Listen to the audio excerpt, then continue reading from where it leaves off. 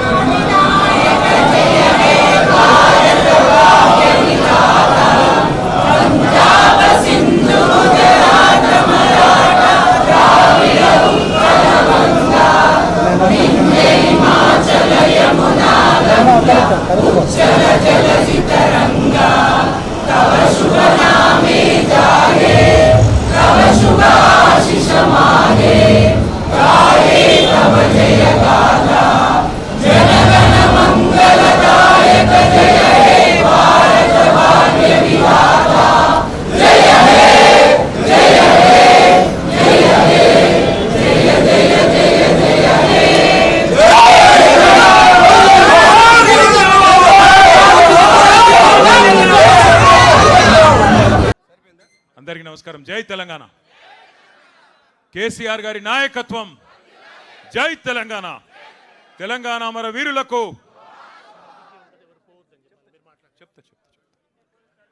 ఇక నలుగురు ఆడబిడ్డలు పాటలు పాడిన తర్వాత మళ్ళీ ఏం మాట్లాడినా కూడా సరిపోదు.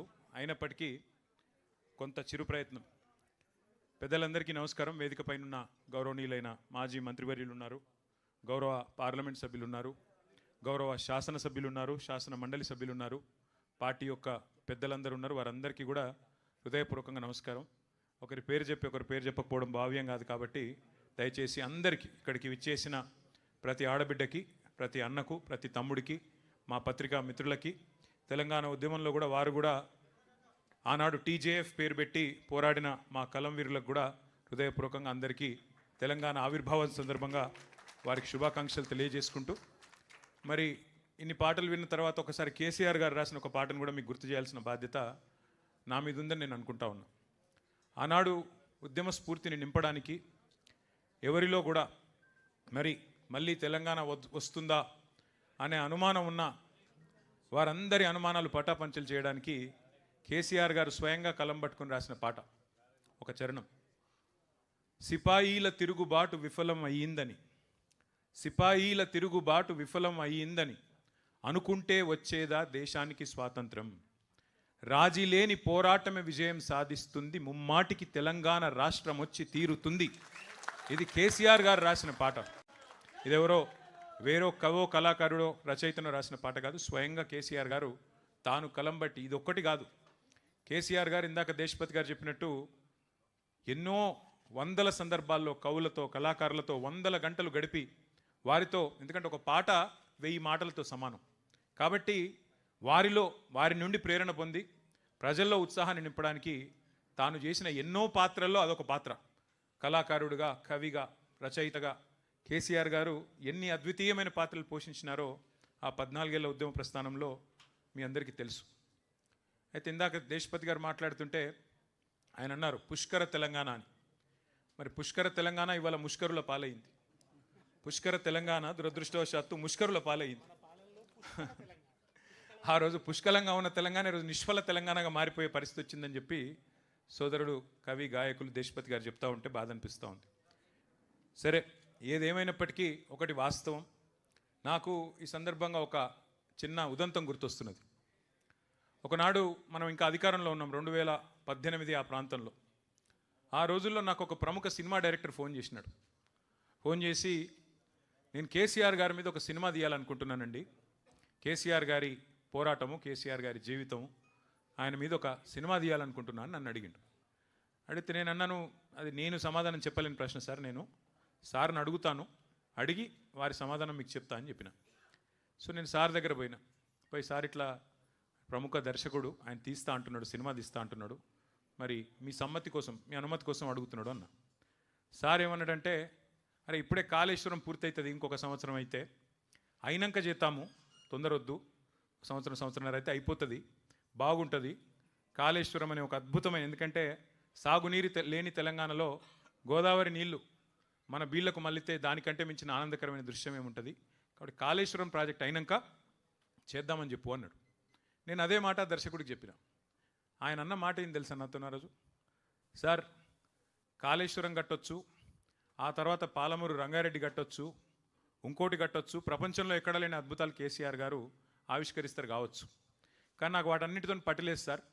నాకు స్ఫూర్తి ఏంది, ఈ సినిమా తీద్దాం అనుకునేందుకు నాకు ఉత్తేజం ఎక్కడ కలిగింది అంటే, అన్ని ప్రతికూలతలను మొత్తాన్ని ఛేదిస్తూ అల్టిమేట్గా మిషన్ ఇంపాసిబుల్ అనుకున్న తెలంగాణను కేసీఆర్ ఏదైతే సాధించిండో, నా దృష్టిలో జూన్ 2, 2014 అతిపెద్ద విజయం సార్ కేసీఆర్ది.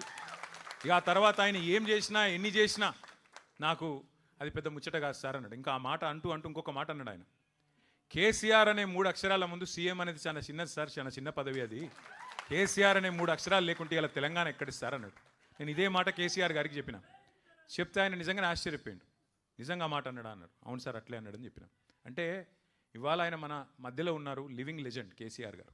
కాబట్టి కొన్ని సందర్భాల్లో మనకు కొన్ని విషయాలు, కొంతమంది వ్యక్తులు, వారు చేసిన పోరాటాలు, వారు చేసిన సాహసాలు మనకు ఆ నిమిషానికి, ఆ రోజుకి, ఆ క్షణంలో అర్థం కాకపోవచ్చు. ఎందుకంటే మనం బండి నడుపుకుంటూ పోయేటప్పుడు వెనకాల రియర్ వ్యూ మిర్రర్ చూస్తే అన్నీ మంచిగానే కనబడతాయి, సాఫ్ కనబడతాయి. ఇవాళ తెలంగాణ సిద్ధించిన 12 ఏళ్ల తర్వాత చాలా అల్కగా ఎవరు పడితే వాళ్ళు నోరే కదా, నరం లేని నాలుకనే కదా అని చెప్పి ఇష్టం వచ్చినట్టు మాట్లాడుతున్నారు. కానీ ఆ రోజు జరిగిన పోరాటం, ఆ రోజు చేసిన త్యాగాలు, ఆ రోజు పడ్డ కష్టం, ఆ రోజు అమరవీరుల బలిదానాలు, ఇవి లేకపోతే ఇవాళ మనకి ఈ ఫ్రీడమ్ ఉండేది కాదు, ఈ స్వాతంత్రం ఉండేది కాదు, తెలంగాణ ఉండేది కాదు అనేది అక్షర సత్యం. అందుకే కుట్రలను ఛేదించి, కుతంత్రాలను అధిగమించి, దేశ రాజకీయ వ్యవస్థనే మెప్పించి, ఒప్పించి ఒక సుదీర్ఘ స్వప్నాన్ని సాకారం చేసుకున్న ఒక అద్భుతమైన ఘట్టం ఈరోజు ఆవిష్కరించబడ్డ రోజు మన జూన్ 2, 2014. 4 కోట్ల తెలంగాణ ప్రజల ఆకాంక్ష నెరవేరిన రోజు, 14 ఏళ్ల అరుపెరుగని పోరాటం ఫలించిన రోజు ఇది. తెలంగాణ వచ్చుడో కేసీఆర్ సచ్చుడో ఇది సామాన్యమైన నినాదం కాదు. ఈ దేశంలో 79 సంవత్సరాలు అయింది ఇప్పటికి స్వాతంత్రం వచ్చిన తర్వాత. ఒక్క రాజకీయ నాయకుని చూపెట్టండి నాకు, నేను ఎంచుకున్న మార్గం నుంచి తప్పుకోను, ఎత్తిన జెండా దించను, దించితే రాళ్లతో కొట్టి చంపే అధికారం మీకే ఇస్తున్నా అన్న ఒక్క నాయకుడు భారతదేశంలో ఎవరైనా ఉన్నారా? That is KCR. సింహగర్జన చేసిన రోజు మే 17, 2001. ఆ రోజు కేసీఆర్ గారు నోటెమ్మడ వచ్చిన మాట, ప్రజాస్వామ్య పద్ధతుల్లో తెలంగాణ సాధిస్తాం, కానీ నేను గనక ఒకవేళ తప్పుకుంటే ఈ ఉద్యమం నుండి నన్ను కూడా రాళ్లతో కొట్టి చంపే అధికారం తెలంగాణ ప్రజలకిస్తున్నా అనే ధీరోదాత్తుడు కేసీఆర్ గారు.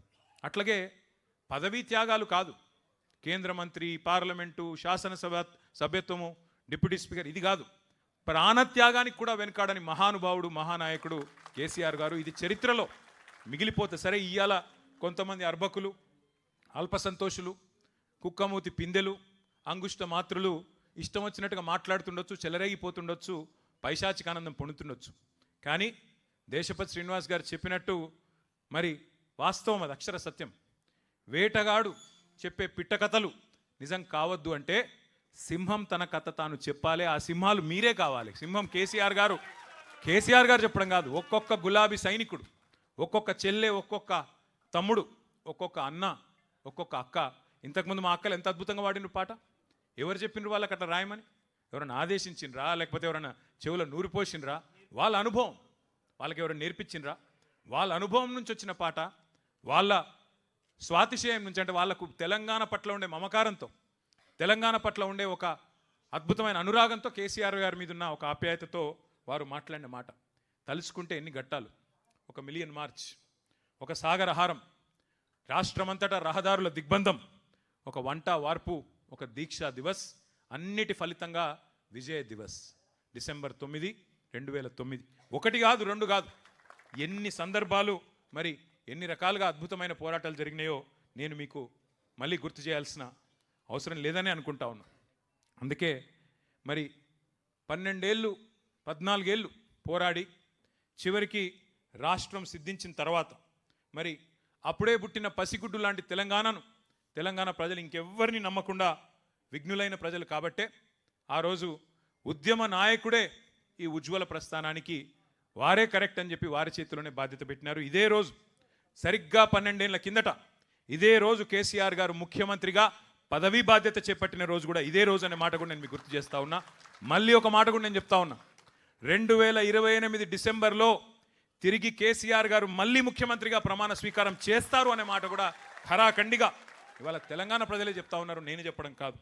మరి పోరాట యోధుడే పాలకుడైతేనే న్యాయం జరుగుతుందని ప్రజలు విశ్వసించి వారి చేతుల్లో బాధ్యత పెడితే మరి వెంటనే పనిలో పడ్డారు కేసీఆర్ గారు. ఒక పవిత్ర యజ్ఞంలాగా ప్రతి క్షణాన్ని కూడా మరి ఒక యుద్ధంలాగా, ఒక టాస్క్ లాగా తీసుకొని సర్వశక్తులు వడ్డి సంక్షోభాల సుడిగుండంలో ఉన్న తెలంగాణను గట్టెక్కించడమే లక్ష్యంగా బృహత్తర కార్యక్రమానికి శ్రీకారం చుట్టినారు.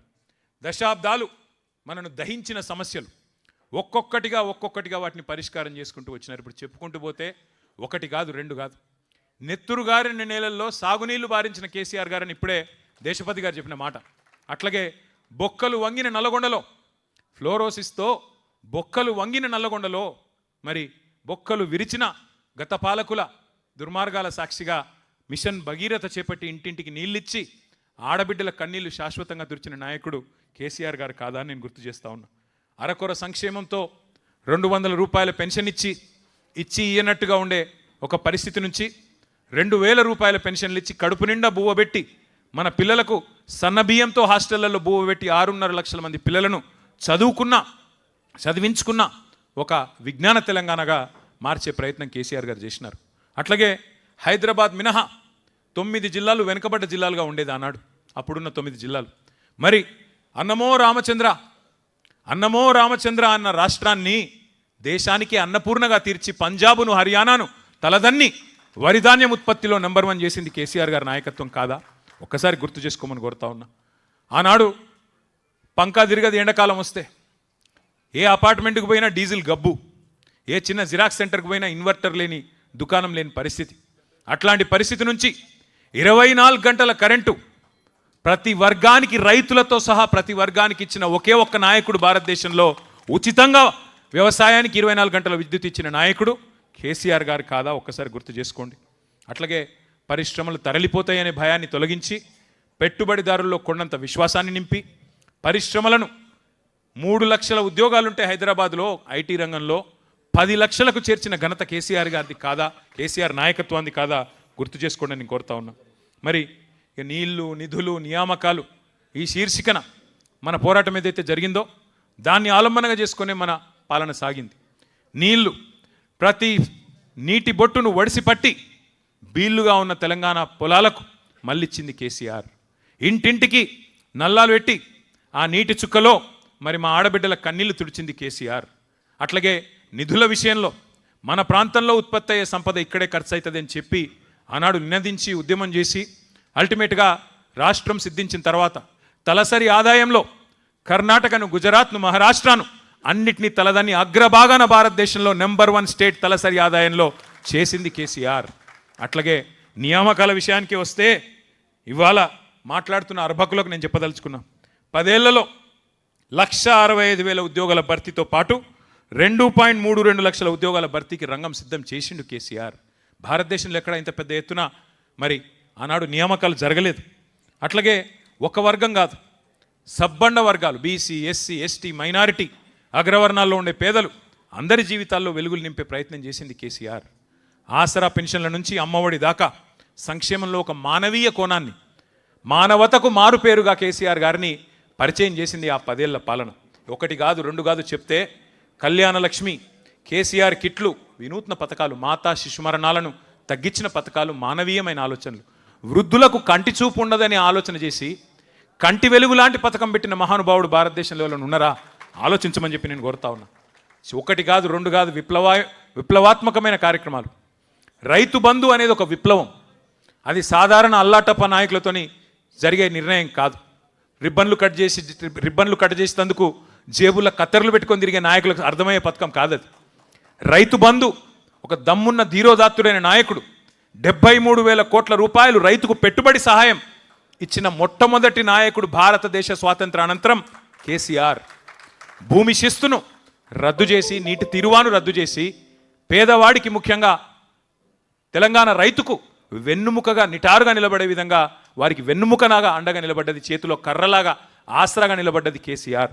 అట్లాంటి కేసీఆర్ గారిని సరే రకరకాలుగా బదనాం చేసి, ఇష్టం వచ్చిన చిల్లర ప్రచారాలు చేసి, ఇష్టం వచ్చిన తీరులో విష ప్రచారాలు చేసి, రకరకాల చండాలపు మాటలు మాట్లాడి, ఆయన ఒక 150 గదులుండ ఒక భవనం కట్టుకున్నాడు, బంగారు భవనం కట్టుకున్నాడు, అందులో బంగారు కమోడులు ఉన్నాయి అని చెప్పి చిల్లర మల్లర మాటలు మాట్లాడి ప్రజల నెత్తి నిండా మరి ఇదిగో పులి అంటే అదిగో తోక అనే ప్రపంచం మనది. ఏంది అనేది కూడా ఆలోచన లేకుండా మరి నెత్తి నిండా ఇట్లాంటి అబద్ధాలతో, యూట్యూబ్ ప్రచారాలతో విషం నింపి, అబద్ధాలు చెప్పి, చివరికి అవే అబద్ధాలను డిక్లరేషన్ల రూపంలో, అవే అబద్ధాలను 420 హామీల రూపంలో అడ్డమైన మాటలన్నీ చెప్పి చివరికి మరి గద్దెనెక్కింది కాంగ్రెస్ పార్టీ, కాంగ్రెస్ ప్రభుత్వం. అబద్ధాలు, అభూత కల్పనలు, విష ప్రచారాలతో తెలంగాణ రాజకీయాలను కలుషితం చేసింది కాంగ్రెస్ పార్టీ. దేశమంతా వదిలించుకున్న దరిద్రం కాంగ్రెస్. ఆ దరిద్రాన్ని తెచ్చి తిరిగి ఈ విష ప్రచారాల వల్ల నెత్తిన రుద్దుకున్నారు పాపం అమాయకులైన మన సోదరులు సోదరిమణులు. కానీ ఒకటి మాత్రం గుర్తుపెట్టుకోండి, 14లో మనం ఒంటరిగానే గెలిచినాం, 18లో ఒంటరిగానే గెలిచినాం, 23లో ఓటమి పాలైనా స్వల్ప తేడాతో. ఆడికి 3వ వంతు సీట్లు మనకే వచ్చినాయి, 39 సీట్లు వచ్చినాయి, 37% ఓట్లు వచ్చినాయి. కాంగ్రెస్ ఇన్ని ప్రచారాలు చేస్తే కూడా వాళ్ళు గెలిచింది 1.8% తేడాతో మాత్రమే. రాష్ట్ర వ్యాప్తంగా చూస్తే 4 లక్షల ఓట్ల తేడాతో మాత్రమే. అంటే 3వసారి కూడా కేసీఆర్ గారు గెలిచే పరిస్థితి ఉండే. కానీ ఈ విష ప్రచారాల వల్ల మనం కూడా కొంత నిర్లిప్తంగా ఉండడం వల్లనే వారు ఆనాడు ఓటమి పాలయ్యారు. సరే, దానికేం బాధ లేదు. అధికారం ఎవరికి శాశ్వతం కాదు. అది మనం అధికారంలో ఉన్నప్పుడే చెప్పిన మాట. గెలిస్తే పొంగిపోయేది లేదు, ఓడిపోతే కుంగిపోయేది లేదు. ఇది కేసీఆర్ గారు మాకు ఎప్పుడు చెప్పే మాట. కానీ ఇవాళ బాధ ఎక్కడ అనిపిస్తున్నది అంటే, అడ్డదారిలో అధికారంలోకి వచ్చిన అడ్డగాడిద కాంగ్రెసు ఇవాళ తెలంగాణను మళ్ళీ ఒక 25 ఏళ్ళు వెనుకకు నెట్టే పరిస్థితి తీసుకొని వచ్చింది రేవంత్ రెడ్డి నాయకత్వంలో. గ్యారంటీల గారడీలతోని గద్దెనెక్కిన రేవంత్ రెడ్డి ఇవాళ వడ్డిచ్చిన విస్తర్ లాంటి రాష్ట్రాన్ని కుక్కలు చెంపిన ఇస్తారు చేస్తూ ఉన్నాడు.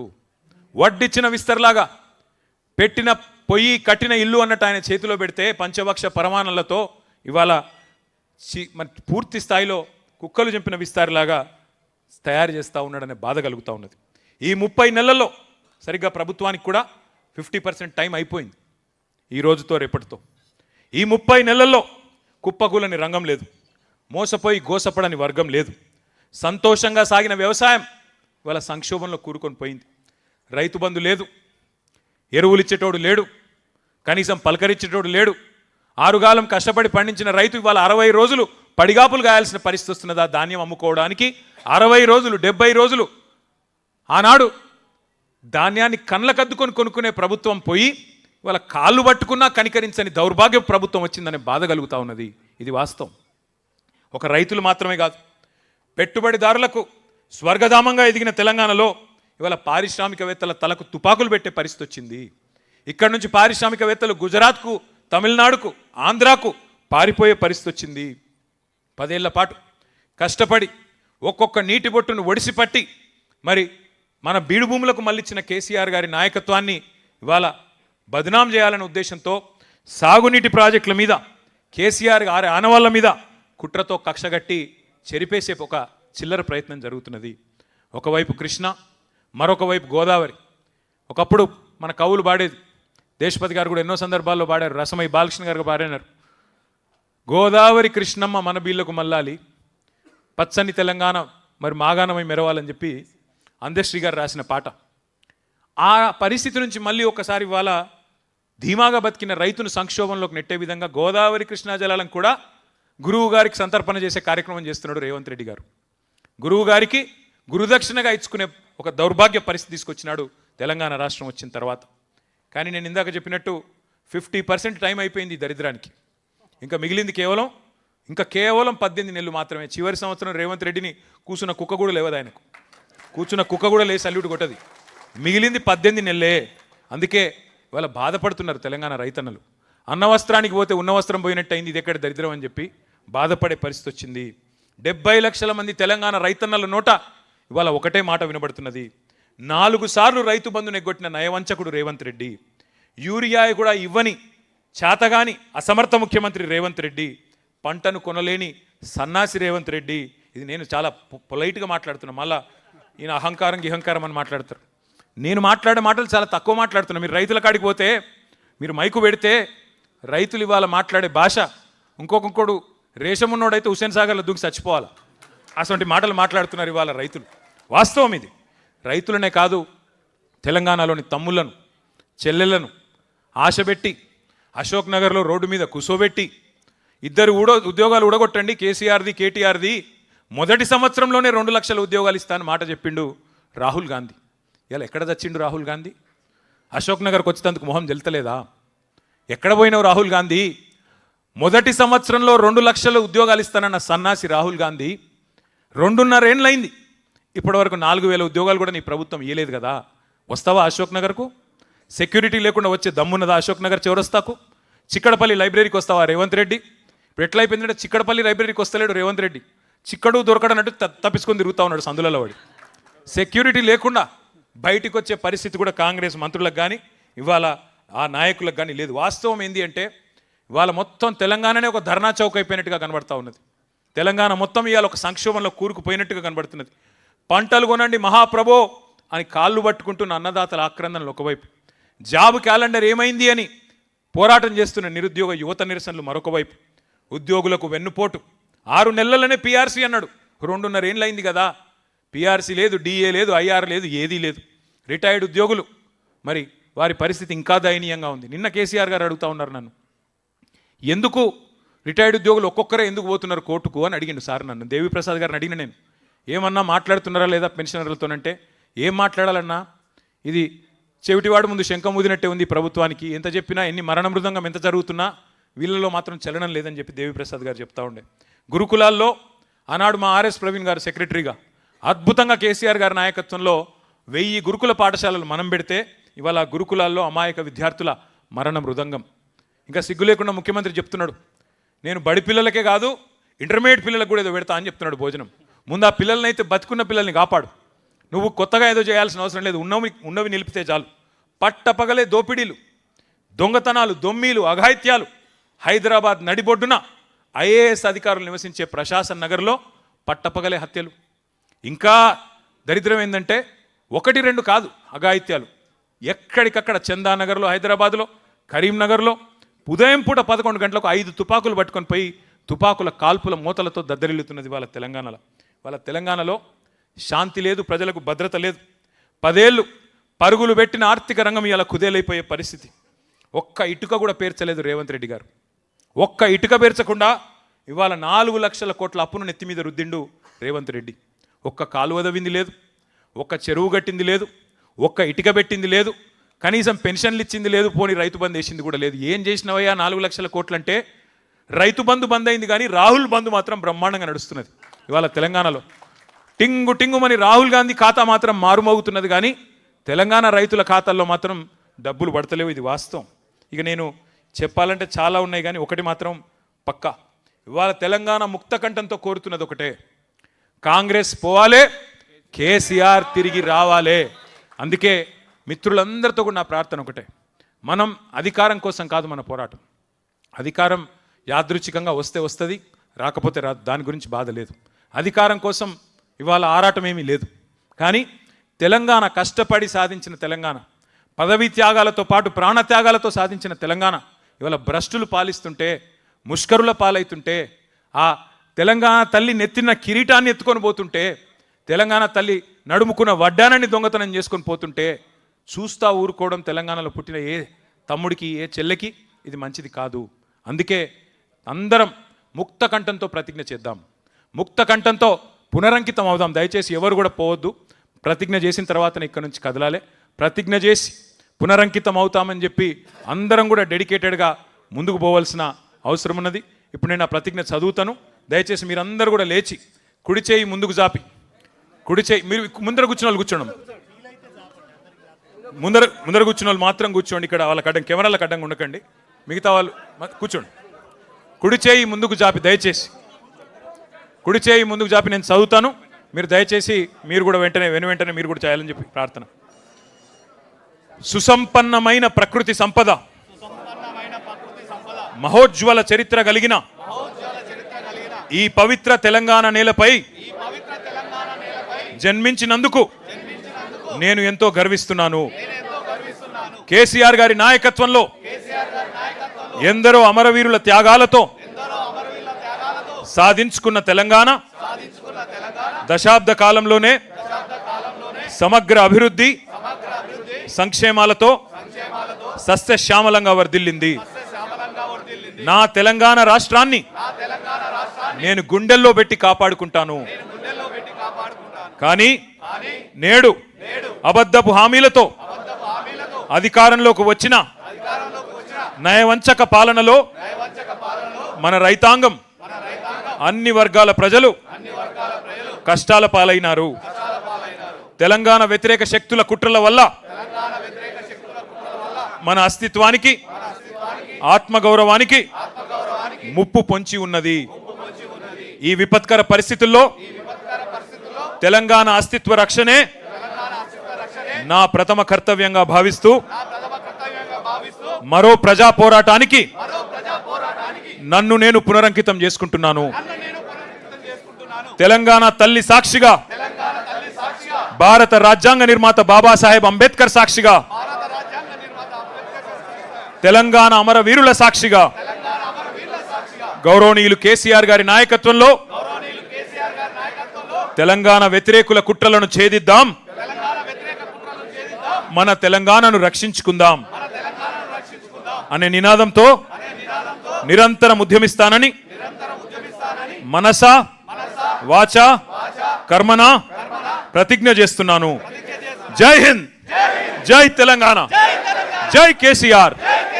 Thank you. అందరు మిత్రులందరికీ ధన్యవాదాలు.